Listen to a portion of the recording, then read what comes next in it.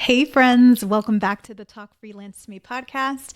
I'm your host, Ashley Cisneros Mejia.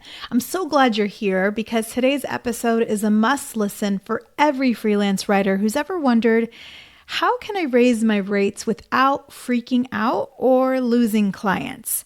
I'm joined by Austin Church, the founder of Freelance Cake. Austin is a coach and strategist who helps creatives make more money doing work they love. Austin's book, Free Money, is all about pricing, mindset, and sustainable business practices. Today, we're digging into how you can stop undercharging and start treating your business like a business. And the timing couldn't be better. Right now, Austin is hosting an amazing free event for freelance writers. It's called Growth Without Burnout Summit, and I'm a speaker too. The summit runs May 6th through May 9th, 2025, and it's completely free to attend. You'll hear from 24 speakers, including me, on how to grow your business without sacrificing your sanity. There will be live sessions, practical talks, and a super supportive freelance community. If you want to grab your free ticket and maybe even upgrade to the VIP pass for over $3,700 in bonuses and templates, head over to my special link. It's bit.ly/grow freelancer. Again, that's bit.ly/grow freelancer. When you use my special link, you could save big on that VIP pass. All right, let's jump into the episode and talk money, pricing power, and doing more high impact work with Austin Church. Today, I have the absolute pleasure of speaking to someone that I really admire in terms of his business mind, pricing strategies, and so much more, Austin Church. Hi, Austin. How are you today? I'm great. Thank you so much for having me. I've been looking forward to this. Absolutely, me too. And you have done so many different things. Of course, I was looking at your bio, and Mm, I know you've done a lot of business and tech startups and mobile apps. You've had agencies before. Of course, you've done this freelance work for a long time, and you are even helping other freelancers in our community through Freelance Cake and other offerings that you have. So, what initially drew you to freelancing, and how has your unique background influenced what you do today? Great question. So I would say nothing drew me to freelancing. I got pushed forcibly out of the 9 to 5 nest in April of 2009. So I had a job at a marketing agency on a Friday, and my boss called me in and said, "You no longer have a job at Mm. this agency." And I can laugh about it now, but I will say, the following Monday, which is when my freelance journey officially began, I kind of realized, oh, like I really prefer this way of working. So that's where it all began for me. And in terms of my background, I was an English major twice over. And so writing was a natural entry point or doorway for me when it came to freelance stuff.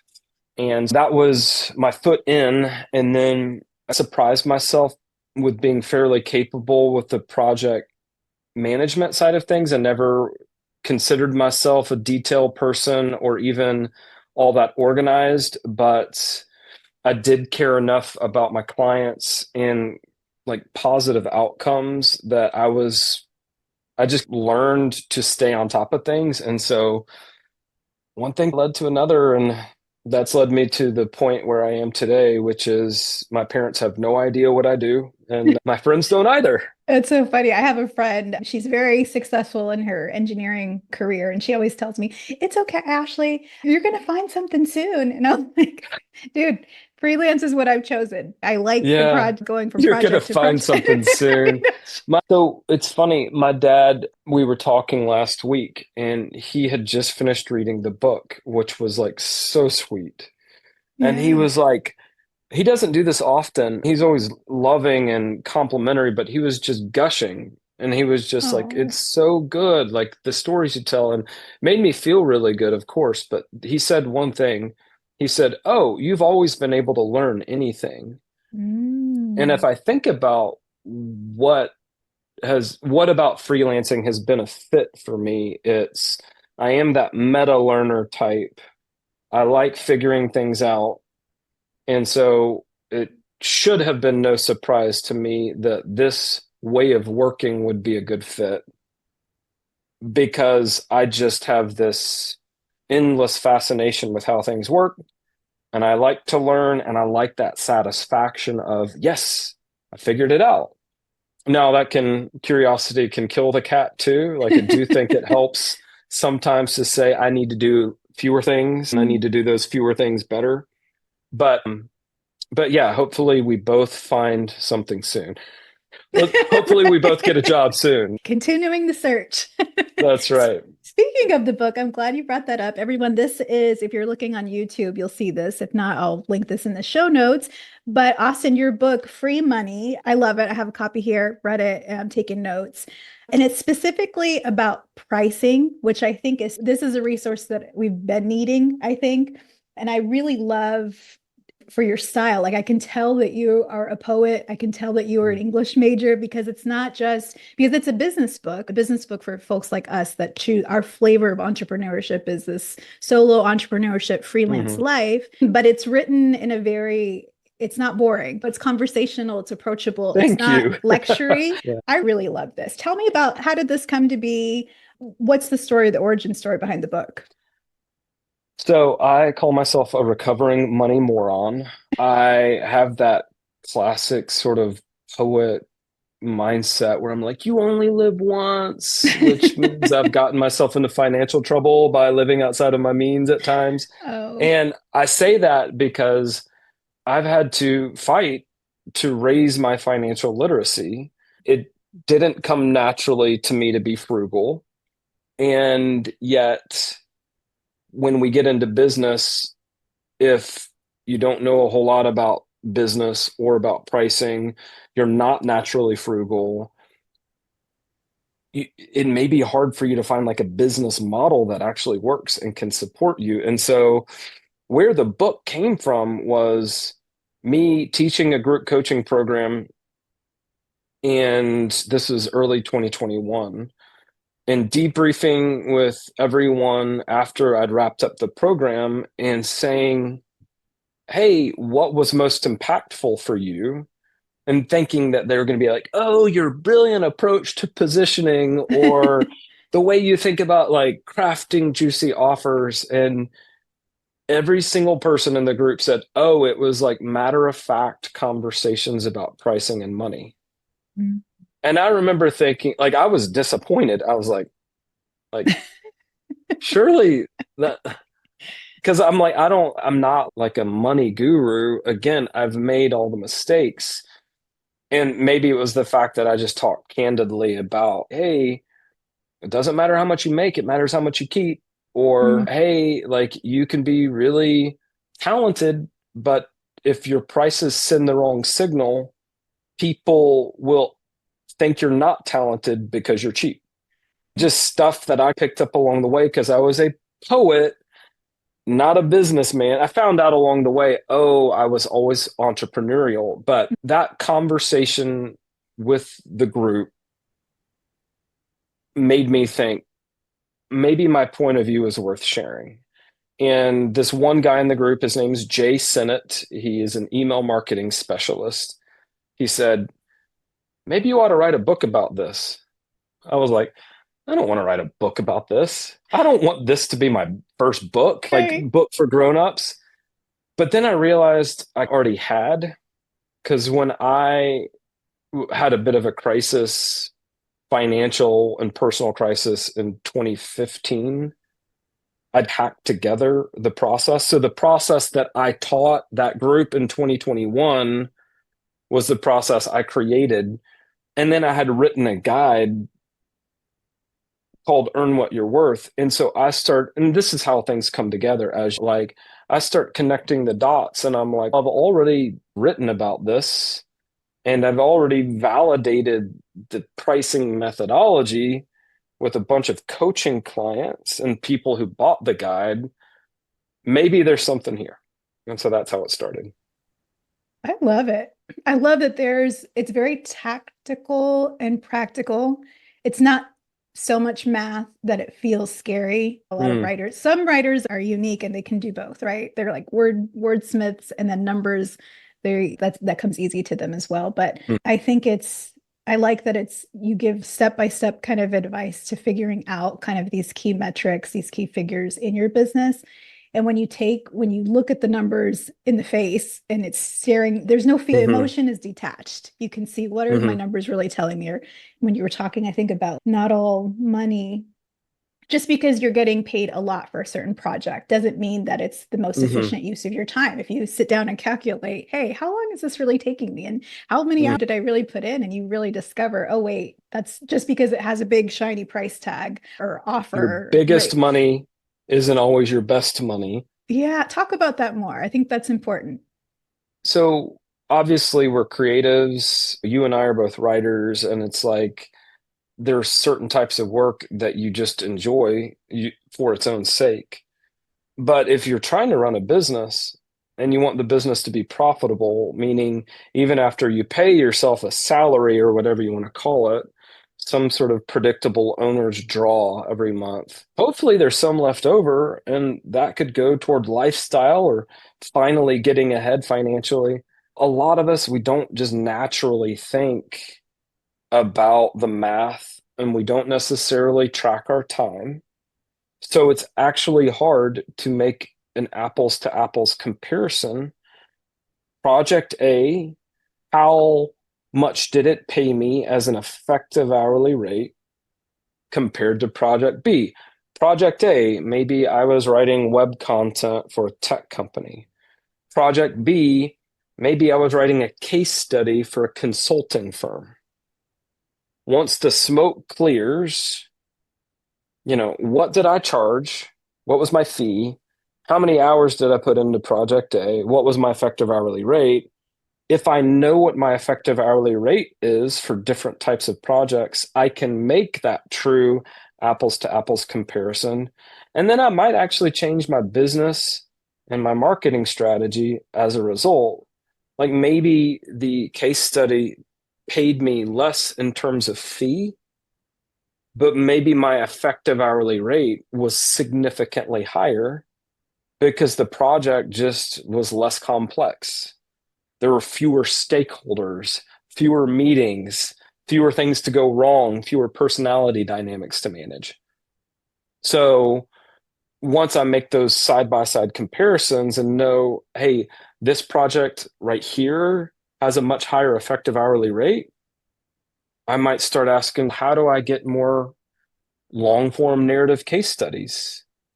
Or maybe I should niche down and focus on serving consulting firms instead of tech companies if consulting firms just seem to be easier to work with, make fewer demands, that sort of thing. So, a lot of better business strategy really does boil down to numbers. But again, those of us who aren't spreadsheet people sometimes need to work a little bit harder to get to those numbers and therefore get to the decisions they can help us make. I love that. That is gold, gems. And I think it's hard sometimes because the nature of our work is we're always on to the next project, right? We're like, we file one story or turn something in, invoice, and then it's like we're on to the next thing. Or sometimes we're juggling Mm-hmm. multiple things, multiple projects at the same time. That's usually the case.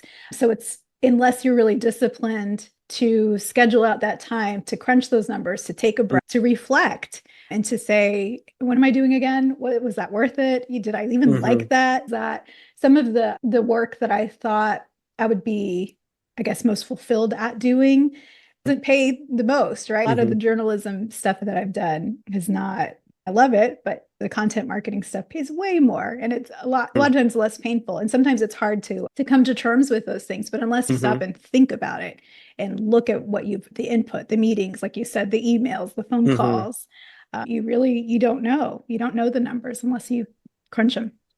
So, two things. Number one, I hate tracking time, and yet Yeah. I do it as consistently and carefully as I can. I use a tool like Moxie, but Mm. it's called Moxie with Moxie.com. I know some people listening to this will be like, what tool? You can use a bunch of different tools. Sure. But that's the first thing is as tedious and annoying as it is, if you track your time, you can make those comparisons later. The other thing I want to double click on that you said is like reflection time or thinking time. Sarah Blakely, the founder of Spanx, who Yeah. I just think is a tremendous entrepreneur. The more you get into her story, the more impressed you'll be. She created a fake commute when they moved their office and it was very close to her home. She effectively cut out a commute, and it was a little while later that she realized I really needed that thinking time, Mm. that reflection. And that stuck with me because I think freelancers and consultants, if you work from home, you may not have anything like a commute or even a fake commute. And so what I've had to start doing is like scheduling thinking time because I'd realized I need to position myself so that my best ideas can find me. And they will find me consistently. Like, kind of, I don't know if you ever read Stephen King's book on writing. No, I And haven't. I need to. oh, it's so good. But he jokes that inspiration shows up on a regular basis when he sits down to write. So it's like if he just waited to write until he was inspired, inspiration might never come. But Right. if he just sits his butt down on a chair, sure enough, inspiration shows up on a regular basis. And I think if you're struggling in your business, it may be that you don't actually have a stuckness or a clarity problem. It may mean you just don't spend enough time with a journal asking yourself questions like, what's wrong in my business right now? Or who has my best client been recently? Or what am I afraid of? I just really wanted to double click on reflection time because I think it can be transformative. If you do it more often, you'll identify problems sooner and you'll solve them faster.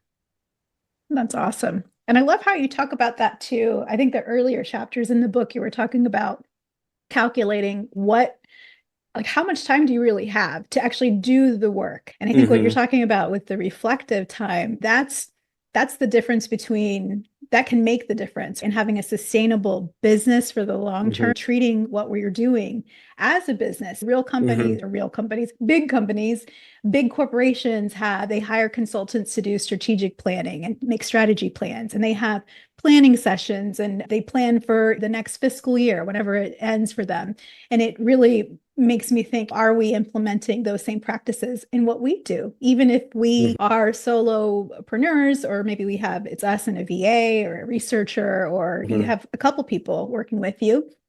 But that's the difference. If we're not actually treating this as a business and adding those activities and stop and not being just the waiter or the waitress taking orders and cranking That's out right. words, we'll Like, never scale. We'll never get anywhere. when do you have your best ideas, do you think? Mine, it's always in the shower when I'm actually quiet or when the world Mm-hmm. is quiet. I feel like and sometimes I'll be like, you know what? I just need to like chill. I need to go swimming. I need to chill in a pool. I need to go in a jacuzzi, take a shower because that some reason me and water, and maybe it's being a parent. I know you've got three kids. I've got three Where they kids. can't find you. They can't find you. I've locked the door and That's right. you can't, it's hard. You could multitask, but it's better if you don't. So I feel like that's where I get mine. What about you? I think it's similar. I do find that if I go for a walk, that helps. But I think it goes, I love what you said about, hey, could we borrow the best of what much bigger companies that have to be more structured, could we borrow some of their structure or some of their practices and import those and use them in a way that's meaningful for us?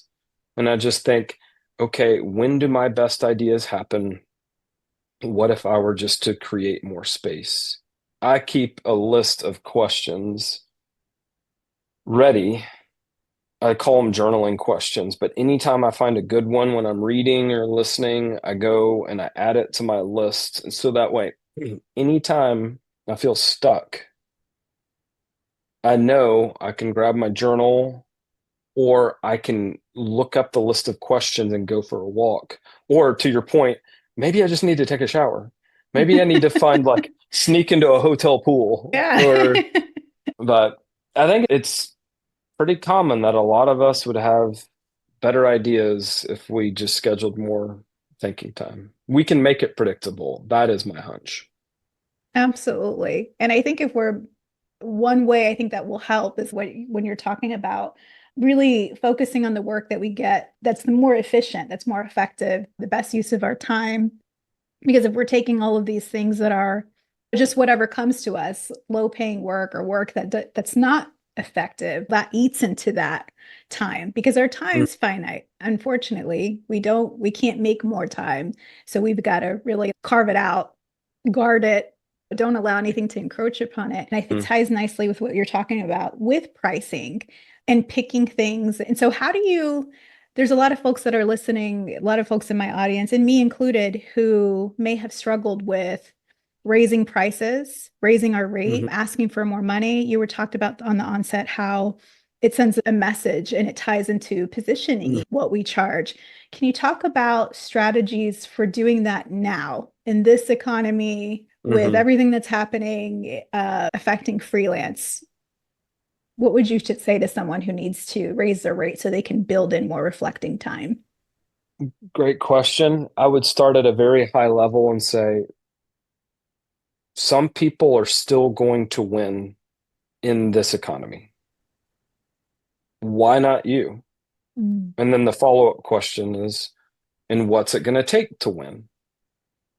I have a coaching client who went through the exercises in the book. She quoted a new project for an old client or an existing client using her dream rate. And she sent me this, I think it was Monday. So it was yesterday. So it was like this week. And she said, so not only did they just accept, I also just sold, that represents the biggest project I've ever sold.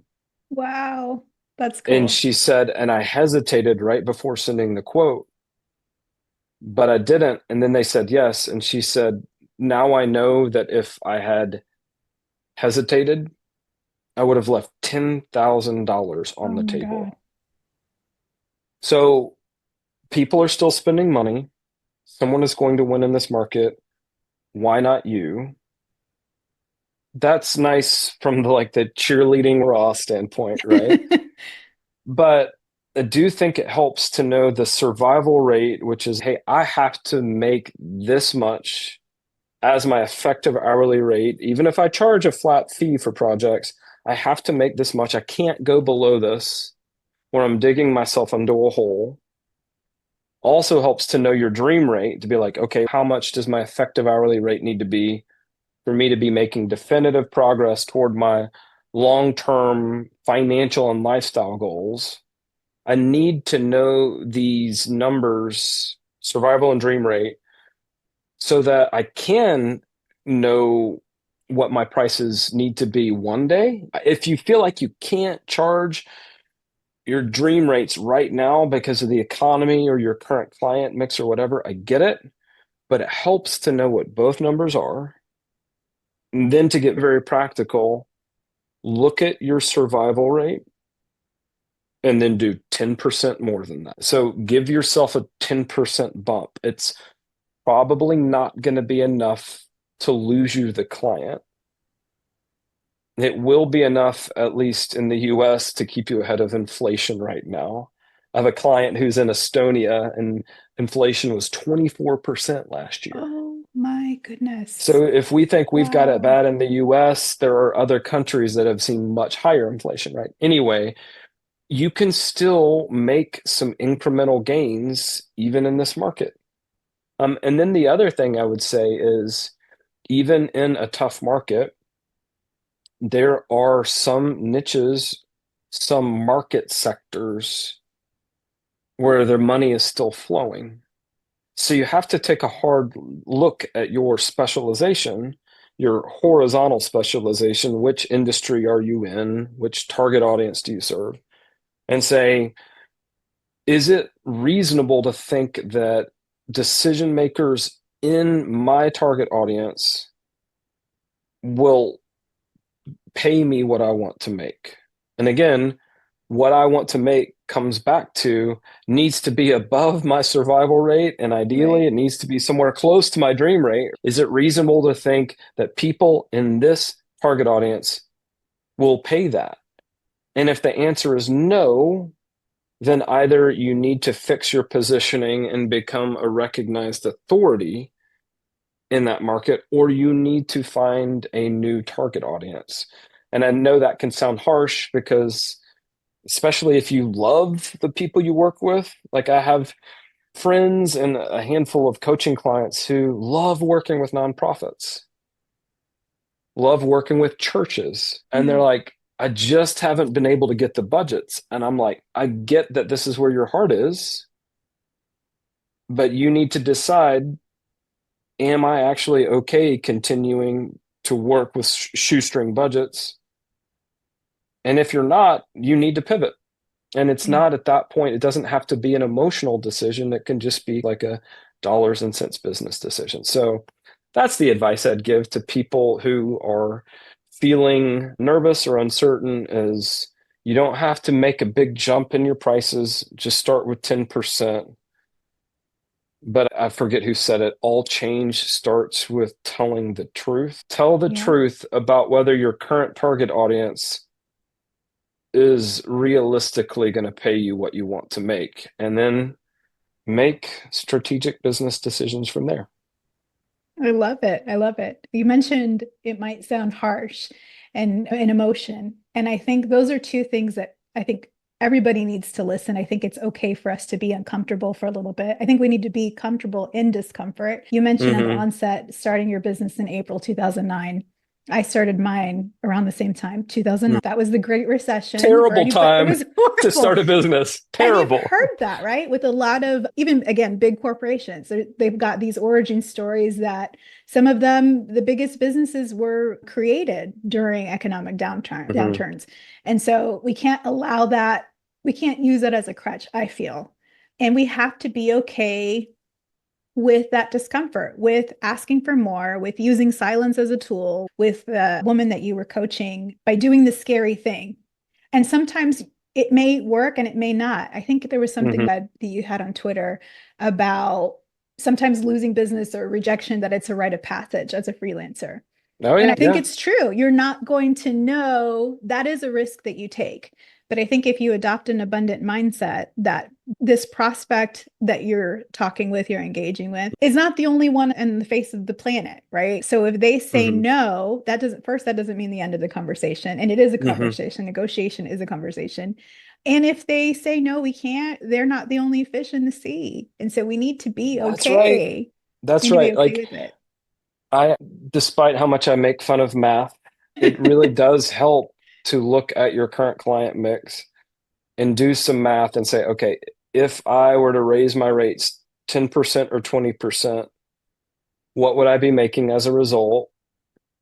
And if I did a bigger jump, 20%, 25 or whatever, and I were to lose a client, you may realize that the numbers still work in your favor because the 20% or 25% that you're now making by charging higher rates to the clients who stay with you will cover the client that you just lost.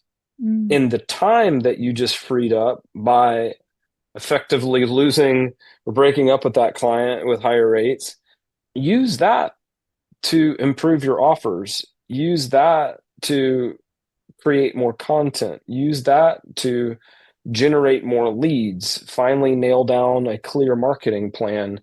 Commit to a weekly marketing schedule, or what I call a morning marketing habit. Bad things are always going to happen in your business. yeah.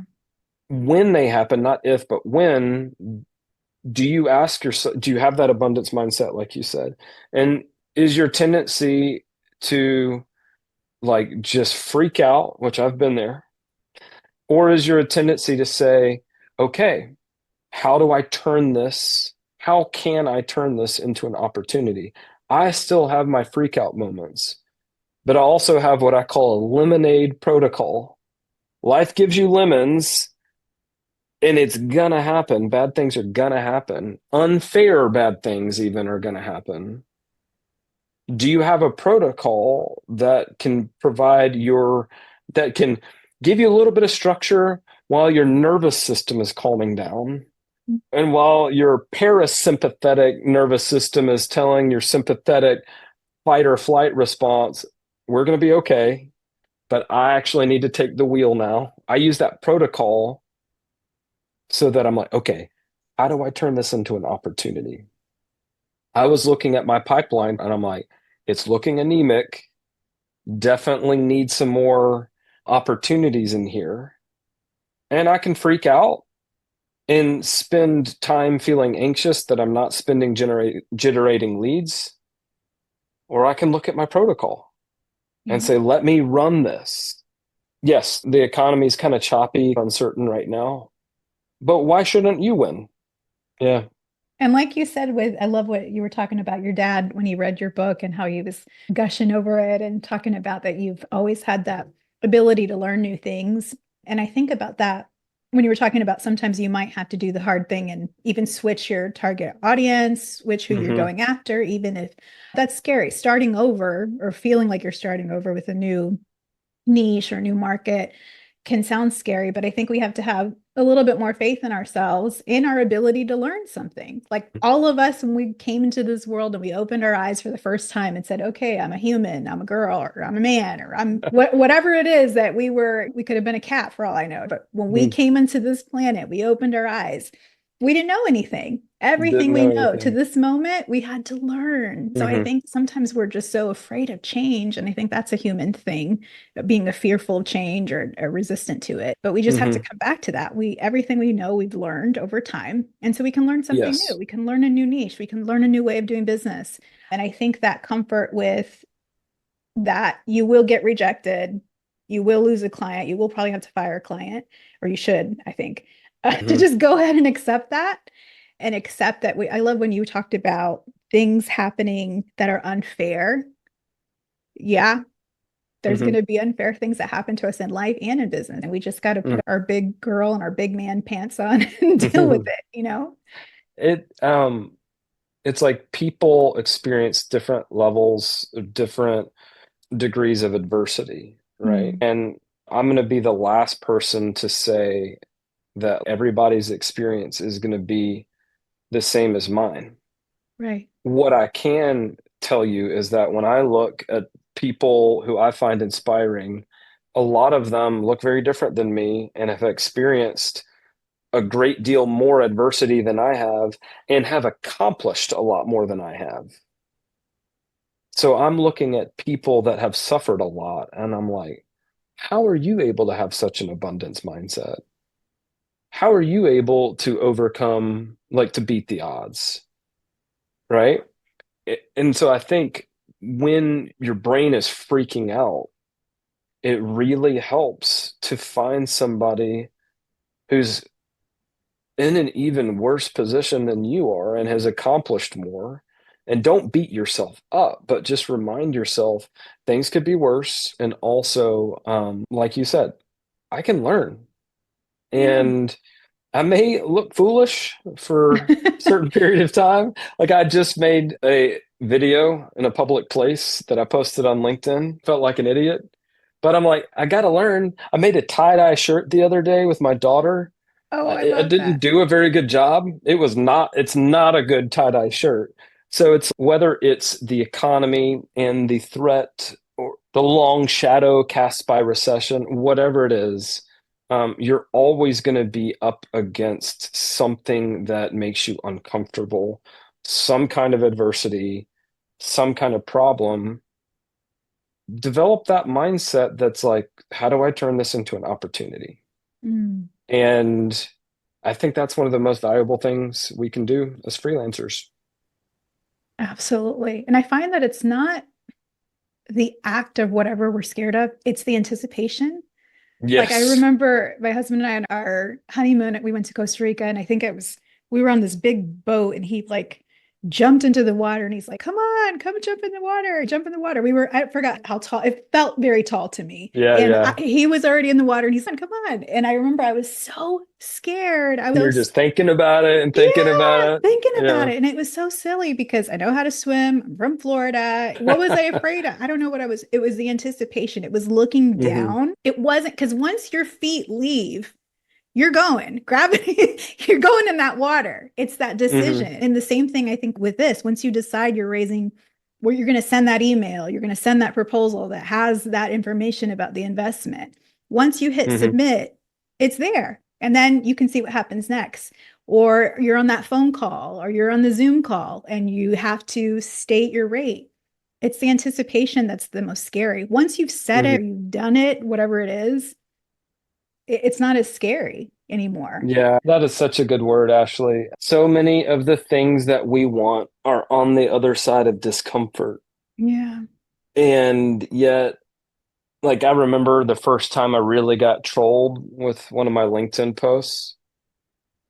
But then it was like, oh, I can live with this. Like, the worst had happened. Like, someone Right. was deliberately misunderstanding me, Yeah. trying to call me out and make my post say something that it didn't say, Yeah. not adding to the conversation, just being a jerk. And I'm like, why are you even, do you not have better things to do with your time? But the worst happened in a way because why do more of us not post more? Why do we not Mm. share more online? We're afraid that we'll say something wrong.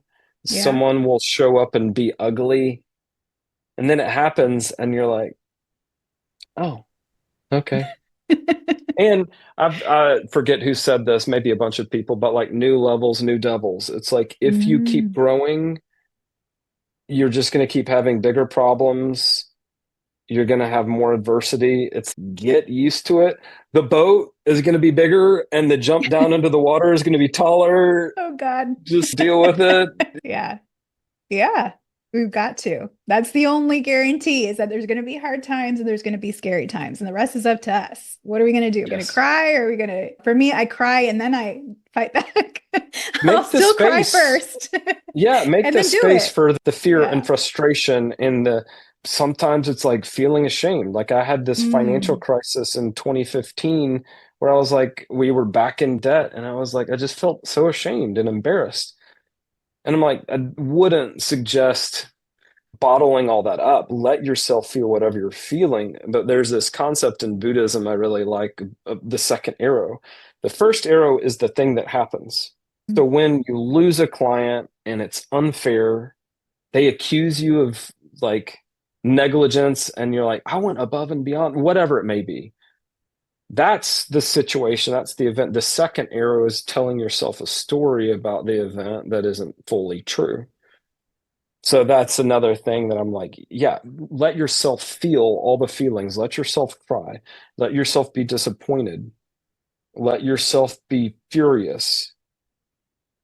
And then move on as quickly as possible. And certainly don't hit yourself with that second arrow. And this is coming from a guy who I've got a long career in nursing petty grievances. So I'm still got a lot of progress to make in this particular area.